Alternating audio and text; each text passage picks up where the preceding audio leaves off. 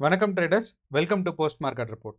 So இன்றைக்கி நம்ம இந்த வீடியோவில் என்ன பார்க்க போகிறோம்னா, ஜூன் 13ஆம் தேதி வெள்ளிக்கிழமை நிஃப்டி அண்ட் பேங்க் நிஃப்டி எப்படி பெர்ஃபார்ம் பண்ணுறதுக்கு வாய்ப்பு இருக்குது அப்படிங்கிறத நம்ம இந்த வீடியோவில் டீட்டெயிலாக பார்க்க போகிறோம். அண்ட் இதை நம்ம எப்படி அனலைஸ் பண்ண போகிறோம்னா, ஒரு 3 விஷயத்தை வச்சு. ஃபஸ்ட்டு பார்த்தீங்கன்னா நிஃப்டி அண்ட் பேங்க் நிஃப்டியோட ப்ரைஸ் ஆக்ஷன். ஸோ இன்றைக்கி நிஃப்டி அண்ட் பேங்க் நிஃப்டி எப்படி பெர்ஃபார்ம் ஆயிருக்கு. ஸோ கீழே வந்திருக்கு பேங்க் நிஃப்டி, அதே சமயம் பார்த்தீங்கன்னா நமக்கு பேங்க் நிஃப்டியும் கீழே வந்திருக்கு. அப்போது நாளைக்கு முக்கியமான சப்போர்ட் அண்ட் ரெசிஸ்டன்ஸ் லெவல்ஸ் என்ன, எது வரைக்கும் மார்க்கெட் மேலே போனால் இங்கேருந்து ரெக்கவரி ஆனால் மேலே போனால் எது வரைக்கும் போகலாம், டவுன்ஃபால் ஆச்சுன்னா எது வரைக்கும் டவுன்ஃபால் ஆகலாங்கிறத டிஸ்கஸ் பண்ணுவோம். ரெண்டாவது பார்த்தீங்கன்னா நம்ம வந்து கிஃப்ட் நிஃப்டி டேட்டாவை பார்க்க போகிறோம். ஏன் அப்படின்னா கிஃப்ட் நிஃப்டி டேட்டாவை நம்ம டெய்லியும் காலையில் அனலைஸ் பண்ணுறோம். ஆனால் கிஃப்ட் நிஃப்டியோட டேட்டா வந்து எண்ட் ஆஃப் த மார்க்கெட்டில் நிஃப்டியில் என்ன நடந்திருக்கு, கிஃப்ட் நிஃப்டியில் என்ன நடந்திருக்குன்னு கம்பேர் பண்ணுறது இல்லை. அதனால நம்ம வந்து இன்னைக்கு வந்து கிஃப்ட் நிஃப்டியோட டேட்டாவும் நிஃப்டியோட டேட்டாவும் காலையில் நமக்கு எப்படி யூஸ் பண்ணுறதுக்கு யூஸ்ஃபுல்லாக இருக்குங்கிறத நம்ம பார்க்க போகிறோம். கடைசியாக பார்த்தீங்கன்னா நம்மளோட ஓப்பன் இன்ட்ரெஸ்ட் டேட்டா. ஸோ இந்த ஓப்பன் இன்ட்ரெஸ்ட் டேட்டாவில் நமக்கு முக்கியமான சப்போர்ட் அண்ட் ரெசிஸ்டன்ஸ் லெவல்ஸ் தெரியும். இப்போது நான் வந்து நிஃப்டிக்கு அடுத்த வீக் எக்ஸ்பைரி ஜூன் 19ஆம் தேதிக்கான எக்ஸ்பைரி வைக்கும்போது நமக்கு ஸ்ட்ராங்கான கால் ஆப்ஷன்ஸ் இருக்குது. அப்போது நமக்கு வந்து நிஃப்டி அடுத்து எந்த லெவல் வரைக்கும் போகிறதுக்கு வாய்ப்பு இருக்குது ஒன்று. அதே மாதிரி பேங்க் நிஃப்டியும் எந்த லெவல் வரைக்கும் இந்த எக்ஸ்பைரிக்குள்ளே போகிறதுக்கு வாய்ப்பு இருக்குங்கிறத நம்ம டிஸ்கஸ் பண்ண போகிறோம். ஓகே, ஃபஸ்ட்டு வந்து நம்ம வந்து நிஃப்டியோட ப்ரைஸ் ஆக்ஷன் பார்ப்போம். இப்போ நான் வந்து 3 மினிட்ஸ் டைம் ஃப்ரேம் வச்சுருக்கேன். அதுக்கு பதிலாக நான் 15 மினிட்ஸ் டைம் ஃப்ரேம் வச்சுக்கிறேன். ஓகே, இப்போது நம்ம வந்து சிம்பிள் மூவிங் ஆவரேஜும் சூப்பர் ட்ரெண்டும் ரெண்டும் சேர்த்து நம்ம வந்து இது பண்ணியிருக்கோம். நான் ரெண்டையுமே ஹைட் பண்ணிவிட்டு ஃபஸ்ட்டு ப்ரைஸ் ஆக்ஷன் என்ன நடந்துச்சுங்கிறத சொல்லலாம். ஓகே, ஸோ இன்றைக்கி காலையில் மார்க்கெட் ஓப்பன் ஆகும் போதே தொடர்ந்து 4வது நாளாக ஒரு ஃபஸ்ட்டு கேண்டில் மட்டும்தான் ரெட்டாக இருக்குது, ஐ மீன் க்ரீனாக இருக்குது, கேப் அப்பில் வந்து வருது. ஐ மீன் கரெக்டாக பார்த்தோம்னா ஓப்பனிங் மட்டும் கேப் அப்பில் இருக்குது. ஸோ அப்போது தொடர்ந்து 4வது நாளாக நிஃப்டி 50 வந்து கேப் அப்பில் வந்திருக்கு. ஓகே, ஆனால் அந்த கேப் அப் வந்து ஒரு ஒரு பெரிய பாசிட்டிவ் இதுவும் இல்லை. பார்த்தீங்கன்னா அங்கேருந்து மார்க்கெட் கடகடன்னு கீழே விழுந்துருச்சு. எவ்வளோ தூரம் கீழே விழுந்துச்சுன்னா 24,800 வரைக்கும். ஸோ நம்ம ஏற்கனவே சொல்லியிருந்தோம், மார்க்கெட் வந்து கீழே விழுந்தால் ஃபஸ்ட்டு வந்து இந்த 25,000, அதை தாண்டி கீழே விழுந்துச்சுன்னா 24,800ன்னு. ஸோ எக்ஸ்பைரிங்கிறனால ஏதாவது அன்எக்ஸ்பெக்டட் நடக்கும்னு எதிர்பார்த்தேன். அதே மாதிரி மார்க்கெட் பார்த்தீங்கன்னா கீழே விழுந்துருச்சு. ஸோ அண்ட் யூஸ்வலாக வந்து நான் 25,000ஓட நின்றுன்னு தான் எக்ஸ்பெக்ட் பண்ணேன். இங்கேருந்து வந்துட்டு திருப்பி மார்க்கெட் ரிவர்ஸ் ஆகணும். ஆனால் அப்படி நடக்காமல் கடகடன்னு மார்க்கெட் கீழே விழுந்து 25,800 வரைக்கும் வந்துருச்சு. அண்ட் இது நல்லதான்னு கேட்டிங்கன்னா, லைக் ஒரு இன்ட்ராடே ட்ரேடராக, அதாவது நமக்கு வந்து மார்க்கெட் மேலே போனாலும் பிரச்சனை இல்லை, கீழே வந்தாலும் பிரச்சனை இல்லை. இதே மாதிரி தான் long time traders, long time இன்வெஸ்டர்ஸ்க்கும். ஸோ நான் இயர்லி எக்ஸ்பைரி எடுக்கிறேன் அப்படி அந்த மாதிரி இருக்கும்போது எனக்கு வந்து இன்ட்ராடேயில் இருக்க மூவ்மெண்ட்ஸ் எல்லாம் பெருசு இல்லை. ஸோ இப்போ இன்ட்ராடே ட்ரேடராக நம்ம என்ன யோசிக்கலாம்னா, மார்க்கெட் இப்படி ப்ரைஸ் ஆக்ஷனில் கீழே விழுந்துச்சு. ஓகே, ஒன்று. ரெண்டாவது பார்த்தீங்கன்னா நமக்கு வந்து இந்த லோவஸ்ட் பாயிண்ட் இருக்குது பாருங்கள். அதாவது நமக்கு வந்து ஜூன் ஃபஸ்ட் வீக்கோட எண்டில் இருந்த லோவஸ்ட் பாயிண்ட், அந்த பாயிண்ட்டுக்கு மார்க்கெட் ரிட்டர்ன் ஆகிடுச்சு. அப்போது இந்த ஜூன் 2வது வாரம் 9ஆம் தேதியிலேருந்து 12ஆம் தேதி வரைக்கும் நடந்த மூவ்மெண்ட்ஸ் எல்லாமே மார்க்கெட் க்ளோஸ் பண்ணி கரெக்டாக வந்து பார்த்திங்கன்னா 24,800 வந்துருச்சு. இது வந்து பயப்படணுமா அப்படின்னு கேட்டிங்கன்னா பயப்பட தேவையில்லை. ஏன்னா this is usual price action. Market மேலே போனால் கண்டிப்பாக ஒரு ப்ரைஸ் ஆக்ஷன் ஒரு ப்ரைஸ் கரெக்ஷன் கண்டிப்பாக வரும். ஸோ அந்த லெவலுக்கு வந்துருச்சு. அப்போது நமக்கு வந்து சிம்பிள் மூவிங் ஆவரேஜ் இல்லாமல் சூப்பர் ட்ரெண்ட் வச்சோம்னா நமக்கு காலையில் ஃபஸ்ட்டு கேண்டில் இருந்தே தெரியும் மார்க்கெட் வந்து செல்லிங் ப்ரெஷரில் தான் இருக்குன்னு சொல்லி. ஸோ இது வந்து ஃபஸ்ட் இண்டிகேஷன். நமக்கு வந்து காலையில் ஃபஸ்ட் 9:15 கேண்டில்லையும் சூப்பர் ட்ரெண்ட் ரெட்டாக தான் இருந்துச்சு. ஸோ இந்த சூப்பர் ட்ரெண்ட் ரெட்லேருந்து க்ரீனாக மாறல அப்படிங்கிறதாவே நமக்கு என்ன தெரியும்னா மார்க்கெட் டவுன்ஃபாலுக்கு எக்ஸ்பெக்ட் ஆகிட்டு இருக்குன்னு. ஓகே, அடுத்து பார்த்தீங்கன்னா நம்மளோட simple moving average. So simple moving ஆவரேஜில் 15 மினிட்ஸ் டைம் ஃப்ரேமில் பார்க்கும்போது கோல்டன் கிராஸில் தான் இருக்குது. ஆனால் அதே சமயம் நம்ம 3 மினிட்ஸ் டைம் ஃப்ரேமில் பார்த்தோன்னா காலையில் மார்க்கெட் ஓப்பன் ஆனதுக்கப்புறம், அதாவது 9:15க்கு ஓப்பன் ஆகிருக்கு, 3வது கேண்டில் 9:21 கேண்டில்லையே பார்த்தீங்கன்னா நமக்கு வந்து டெத் கிராஸ் வந்துருச்சு. அப்போது நமக்கு வந்து இண்டிகேஷன், அதாவது சூப்பர் ட்ரெண்டாக இருக்கட்டும், அதே சமயம் நமக்கு வந்து சிம்பிள் மூவிங் ஆவரேஜாக இருக்கட்டும், இது ரெண்டும் ரொம்ப வந்து யூஷுவலான இண்டிகேட்டர்ஸ், ரொம்ப சிம்பிளான இண்டிகேட்டர்ஸும் கூட. ரெண்டுமே கிளியராக மார்க்கெட்டில் என்ன சொல்லியிருக்குன்னா மார்க்கெட் டவுன்ஃபால் ஆக போயிருக்குன்னு. ஸோ நான் வந்து டெத் கிராஸ்னால் என்னங்கிறத சொல்லிடுறேன். ஸோ சிம்பிள் மூவிங் ஆவரேஜில் டெத் கிராஸ்னால் எப்போ வந்து 200 சிம்பிள் மூவிங் ஆவரேஜ், அதாவது நான் வந்து இந்த இடத்துல இப்போ லைன் எடுக்கிறேன். ஸோ 200ம் 50யும் மட்டும் ஆக்டிவேட் பண்ணுறேன். ஓகே, ஸோ எப்போ வந்து ஒரு ஸ்டாக்கில் 200ம் அதே சமயம் 50யும் கிராஸ் ஓவர் ஆகுதோ அதை வந்து டெத் கிராஸ் அண்ட் கோல்டன் கிராஸ்ன்னு சொல்லுவாங்க. ஸோ இப்போ நீங்கள் பார்த்தீங்கன்னா இந்த ப்ளூ கலர் லைன் வந்து 50 சிம்பிள் மூவிங் ஆவரேஜ், இந்த ஒரு பர்பிள் கலர் லைன் வந்து 200 சிம்பிள் மூவிங் ஆவரேஜ். அப்போது இந்த 200 சிம்பிள் மூவிங் ஆவரேஜ்னா லாஸ்ட் 200 கேண்டிலை எடுத்து அதில் வர ஒரு ஆவரேஜ் தான் அது.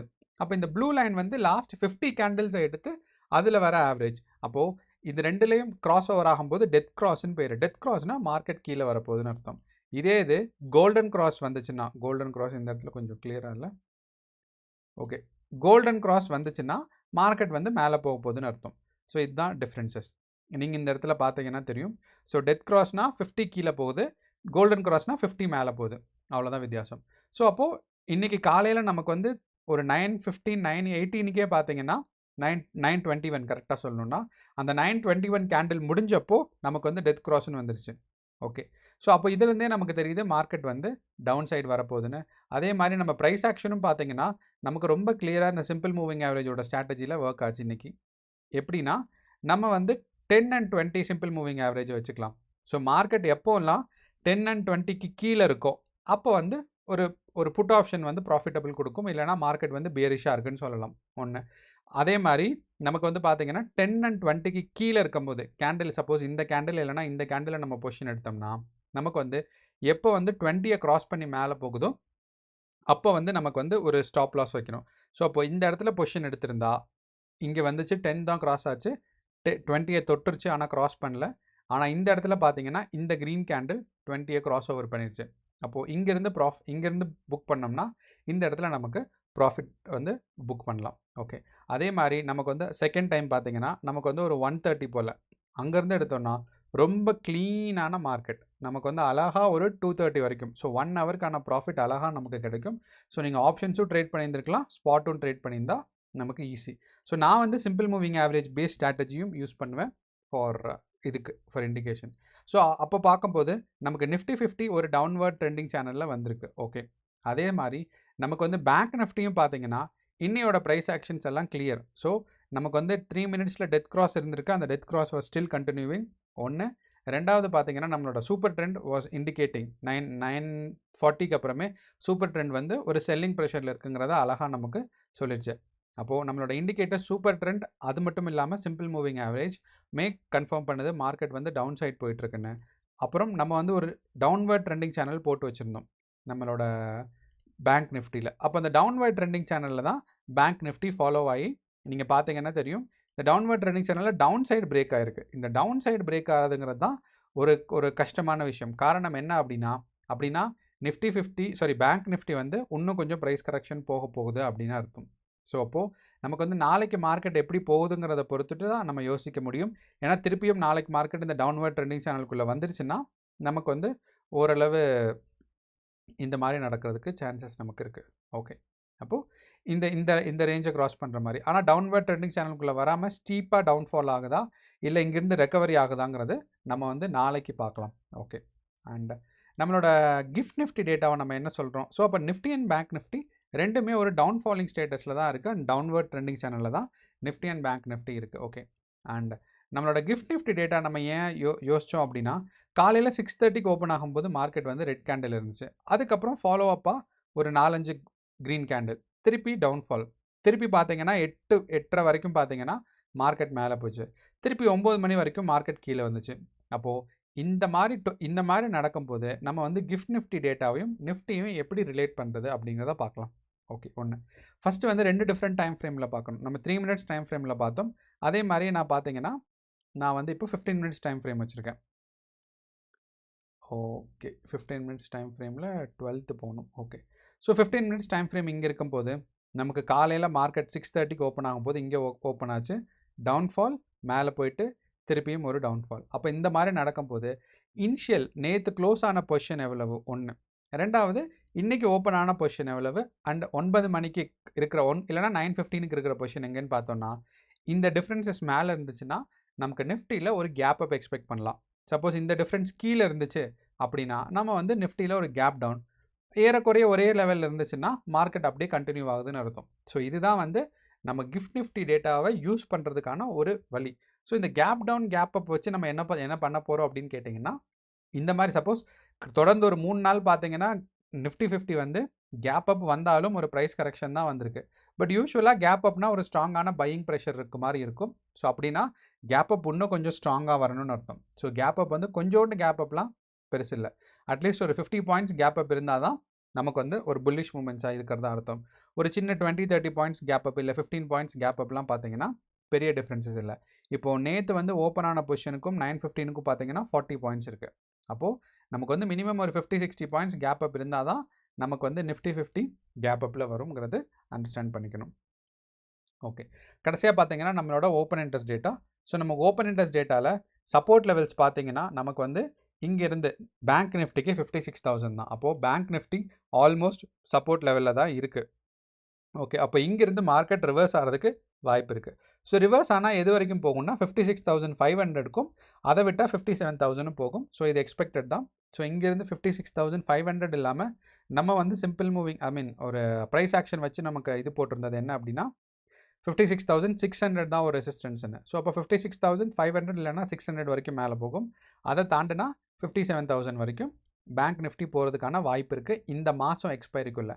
ஏன்னா பேங்க் நிஃப்டியோட எக்ஸ்பைரிக்கு இன்னும் 14 டேஸ் இருக்குங்கிறனால இந்த மாதம் எக்ஸ்பைரிக்குள்ளே பேங்க் நிஃப்டி 57,000 போகிறதுக்கான வாய்ப்புகள் கொஞ்சம் அதிகமாக இருக்குது. ஓகே, அண்ட் நம்மளோட பிசிஆர் ரேஷியோ இன்னும் 100% மேலே போகுங்கிறத சொல்ல ஒரு கன்சாலிடேஷன் ஃபேஸோ இல்லைனா ஒரு டவுன்ஃபாலோ தான் சப்போர்ட் பண்ணிகிட்டு இருக்கு நம்மளோட பிசிஆர் ரேஷியோ. ஓகே, அதே மாதிரி நமக்கு நிஃப்டி 50 பார்க்கும்போது அட் த மணியில் வந்து இன்னையோட எக்ஸ்பைரி பார்க்கும்போது அட் த மணியில் தான் நமக்கு வந்து கால் அண்ட் புட் ஆப்ஷன்ஸ் அதிகமாக இருக்கும்.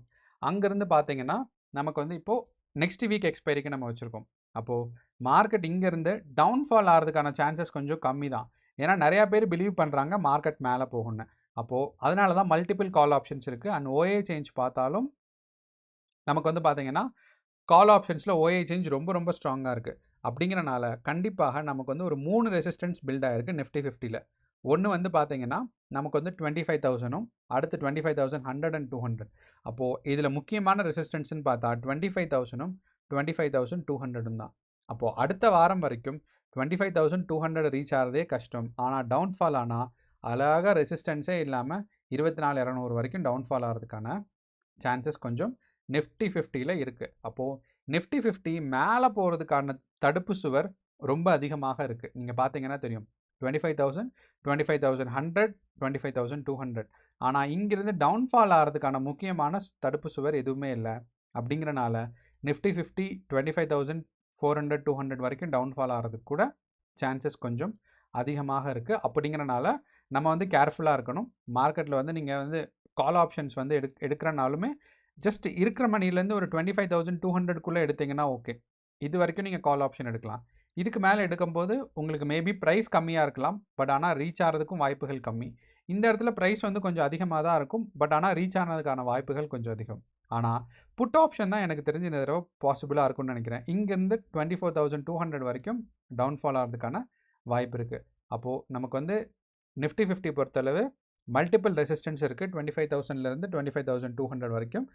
சப்போர்ட்டுன்னு பார்த்தீங்கன்னா உங்களுக்கு வந்து 25,400ம் 24,500ம் 24,200ம் தான். சுருக்கமாக சொல்லணுன்னா மேலே போகிறதுக்கு ரெசிஸ்டன்ஸ் இருக்குது, கீழே வர்றதுக்கு சப்போர்ட் வந்து கம்மியாக தான் இருக்குது. ஸோ அப்போது நிஃப்டி அண்ட் பேங்க் நிஃப்டி ரெண்டுமே நமக்கு வந்து ஒரு நெகட்டிவாக இருக்கிறதுக்கான வாய்ப்பு நமக்கு சான்சஸ் கொஞ்சம் அதிகம். அண்ட் இந்த பிசிஆர் ரேஷியோ பார்த்தீங்கன்னா 0.69 இருக்குது. நீங்கள் யோசிக்கலாம் 0.69 பிசிஆர் ரேஷியோ 0.7க்கு 0.7ஓ இல்லை அதை விட கம்மியாக இருந்தாவோ நிஃப்டி 50 வந்து மேலே போகும் தானே அர்த்தம். ஆனால் நீங்கள் ஏன் கீழே வரும்னு சொல்கிறீங்கன்னு. யூஸ்வலாக வந்து பார்த்தீங்கன்னா 0.7 ஓகே, 0.7 இல்லைனா 0.7.5னா நமக்கு கிளியராக அண்டர்ஸ்டாண்டிங் ஆகும். என்னென்னா மார்க்கெட் வந்து ஒரு டவுன் சைட் வர்றதுக்கான வாய்ப்பு இருக்குன்னு.